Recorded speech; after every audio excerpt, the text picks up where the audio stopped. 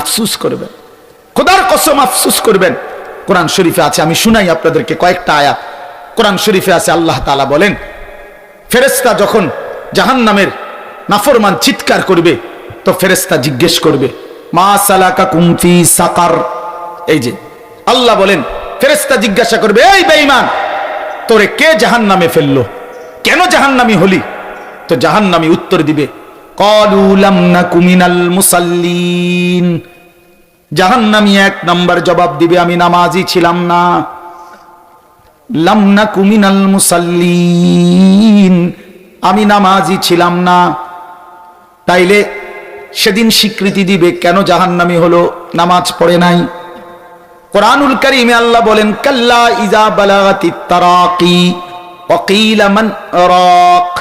রব্বুল আলামিন বলেন, নাফরমান পাপী মালাকুল মউত আজরাইল যখন জান কবজ করতে আসবে, তখন নাফরমান পাপীর রূহটা আজরাইল এসে কলিজা থেকে রূহটা ধরে একটা টান দিয়া ছিঁড়ে ফেলবে।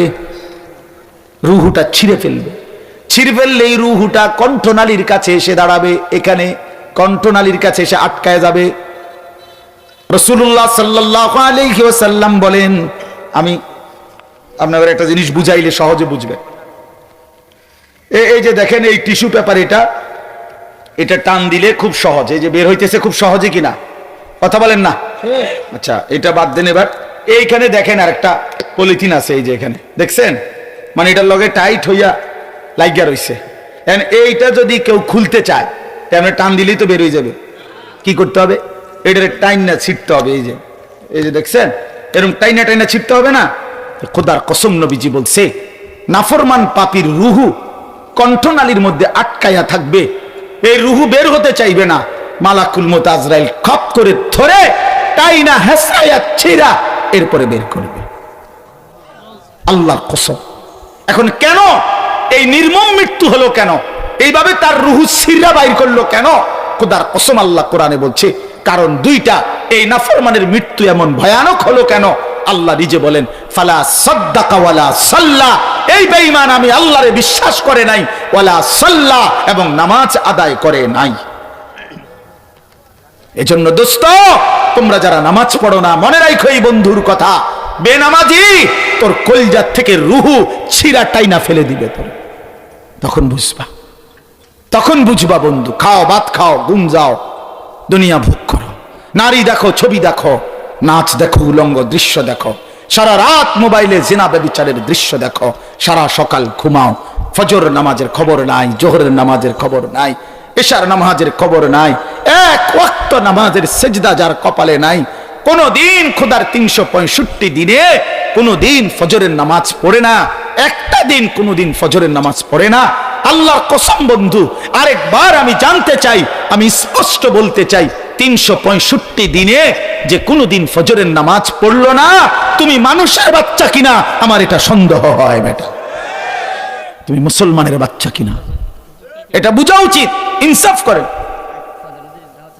জি জি, ভালো থাকে। এটা ইনসাফের সাথে বোঝা উচিত, এটা ইনসাফের সাথে বোঝা উচিত। 365 দিন আপনি ইনসাফের সাথে ভাবেন, খোদার একটা বছর কোনদিন ফজরের নামাজ পড়বে না। হায় হায়, এটা কি আশ্চর্য মানুষ। আরে মুসলমানের বাচ্চা, তুই এভাবে আল্লাহরে ভুললি কেমনে? এই মায়ের সন্তান, আল্লাহরে এভাবে ভুললি কেমনে বন্ধু? কেমনে রে ভুললি ভাইয়া? মাকে মানুষ এতদিন ভুলে থাকে, বাপকে এতদিন ভুলে থাকে মানুষ। হ্যাঁ, কোন মা যদি বলে 6 মাসের পরে, পুত তুই কেমনে রে পারলি, ফুত তুই আমারে একটা ফোন দিলি না গত 6টা মাসে, তুই কেমনে পারলি? আমি কি তোর সেই মা না যে মা তোরে আমি 9 মাস গর্ভে ধারণ করেছি? আমি তো সেই মা যে মা তোরে 2টা বছর বুকের দুধ খাওয়াইছি। এই কথা বলে যদি কোনো মা কাঁদা দেয়, আমার বাপ বলেন তো, পাষাণ সন্তানের কলিজাটা তত নরম হয়ে যাবে। হবে কি না বলেন? হবে না? রব্বুল আলামিন জানতে চাইছে, ইয়া আইয়ুহাল ইনসান মা গাররাকা বিরাব্বিকাল কারীম। আল্লাহ বলছে, বান্দা, আমার মতো দয়ালু মেহেরবান মাওলা, যে তোমারে খাওয়াইলাম, পরাইলাম, অন্ন দিলাম, বস্ত্র দিলাম, রিজিক দিলাম, খাদ্য দিলাম, পানীয় দিলাম, আসমান দিলাম, জমিন দিলাম, চন্দ্র সূর্য গ্রহ নক্ষত্র আলো বাতাস রোদ বৃষ্টি 24 ঘন্টা দিলাম, শরীরের সক্ষমতা দিলাম, প্রতিটা নিঃশ্বাসের যোগ্যতা দিলাম।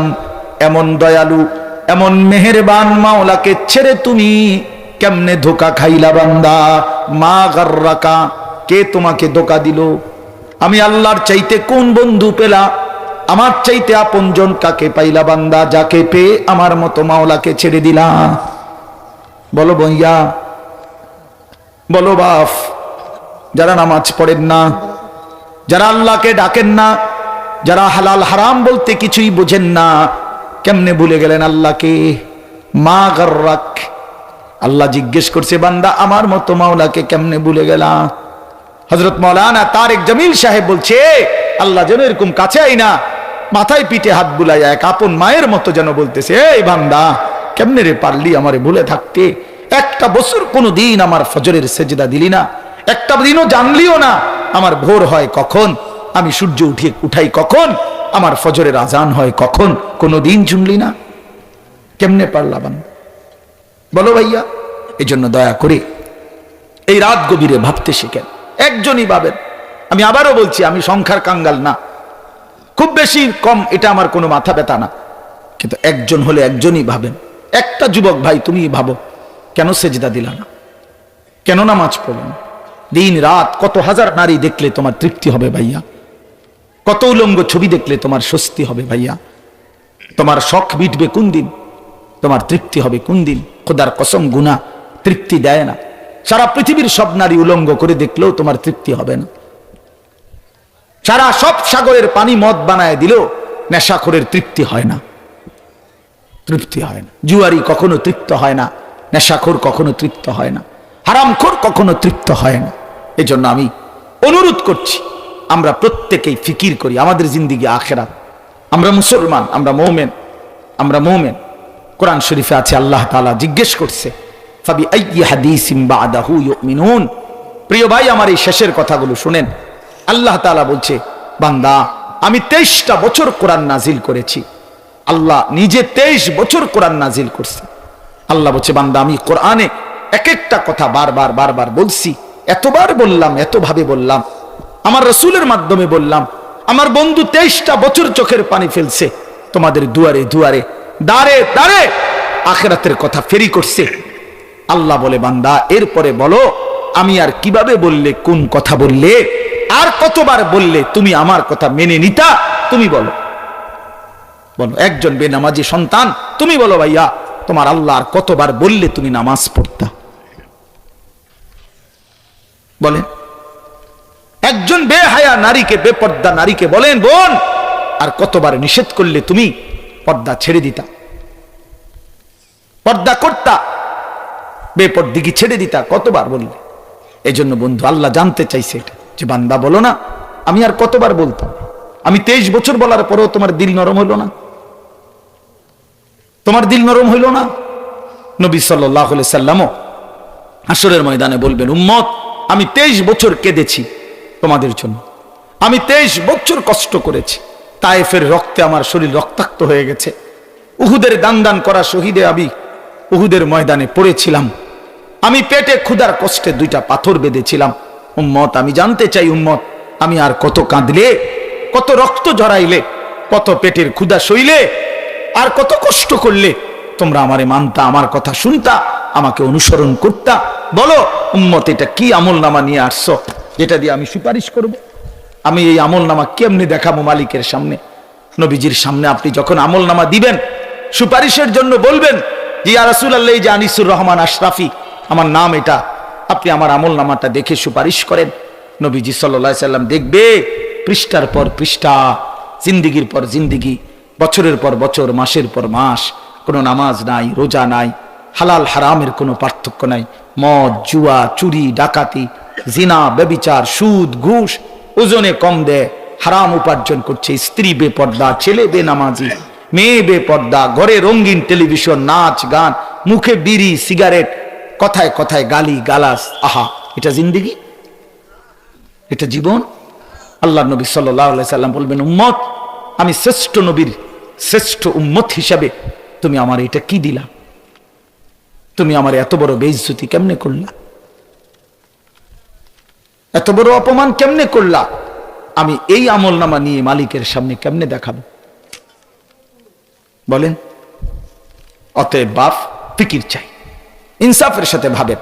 ওয়ালতানজুর নাফসুম মা কদ্দামাত লিগাদ, আল্লাহ বলছে বান্দা ভেবে দেখো আজকের দুনিয়া থেকে আগামীকালকের আখিরাতের জন্য কি পাঠিয়েছো। নবীজি বলছেন আল কাইয়িসু মান দানা নাফসাহু ওয়া আমিলা লিমা বাদাল মাউত, বুদ্ধিমান সে যে নিজের হিসাব করে এবং মৃত্যু পরবর্তীর জন্য আমল করে। নবীজি বলছে, নবীজিকে জিজ্ঞাসা করছে মান আকিয়াসুন নাস, সবচেয়ে বুদ্ধিমান কে? নবীজি বলছে আকসারুহুম যিকরান লিল মাউত, যে মৃত্যুকে বেশি বেশি স্মরণ করে, ওয়া আকসারুহুম ইস্তিআদাদান লিল মাউত, যে বেশি বেশি মৃত্যুর জন্য প্রস্তুতি গ্রহণ করে। অতএব মৃত্যু নিশ্চিত, নিশ্চিত কথা বলেন না? মরণ নিশ্চিত, কবর নিশ্চিত, আখিরাত নিশ্চিত। অতএব প্রিয় বন্ধু, প্রিয় বাপ, কষ্ট করেই বসছেন, কষ্ট করেই আসছেন, কষ্ট করেই ইন্তজাম করছেন। আপনাদের এই ভালোবাসা, আপনাদের এই আশা, আপনাদের এই আন্তরিকতা, এটা যেন কাজে লাগে। আমাদের সামনে মাহে রমজান, এই শেষ কথাটা হলো এটাই, যদি ভাবেন, যদি বুঝেন আসলেই আমার আখিরাত সুন্দর করা দরকার। দেখতে দেখতে আমার হায়াতের লম্বা সময় চলে গেছে দুনিয়া দুনিয়া করতে, গুনার নাফরমানিতে, আমার আখিরাত দরকার। তো ঘুরে দাঁড়ান, আরেকবার ঘুরে দাঁড়াইয়া এবারে রমজানকে সামনে রেখে গুনাহ ছেড়ে দিয়ে আল্লাহর ইবাদত, পুরো একটা মাস রমজান সুন্দর করে আল্লাহর হুকুম পালন করেন। সবগুলো গুনাহ ছেড়ে দেন, চুরি, ডাকাতি, জেনা, ব্যভিচার, মদ, জুয়া, সুদ, ঘুষ, নারী, ছবি,